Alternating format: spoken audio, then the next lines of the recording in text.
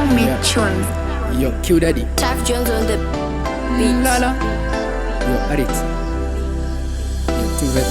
Artit Productions.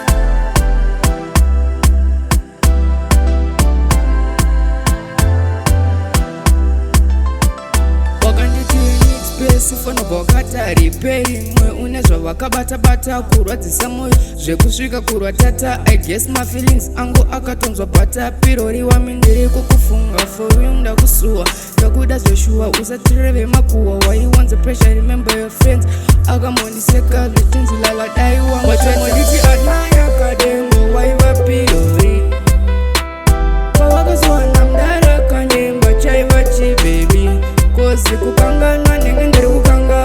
I don't remember nchida kwa mwana nguva yetede nakwasanga kutandara sadaro nisha ndidaro ndaredi kukupa mwana akeo kaboi ndatofunga zita twamutechineo raiva jeriredo ndaitova mseu uriro naudambora wakasiya wandisuka erimemba kanyamba wakasiya wavatuka aposto vakasimbisi ndati bebi ngaadzoke dorizenzana musoro asi wakati ngatidzope bebi geu naunda chinje ndoda udzoke patakasira bebi geu uyati jole ndiamdoke parunarekani ndifone if you don't mind svika padeni ndikuone chinondibayanisha waiva nyope zvisine ndineka small gift batika ndikusote mfungwa aupuche zvakuita ndikurote pandaileka ingotodzoka nditope watomonditi admire Kadembo waiva pirori pawakazowana mdara kanyemba chaiva chibebi kozi kukanganwa ndenge ndiri kukanganwa. I don't remember nchida kupa mwana nguva yetede nakwasanga kutandara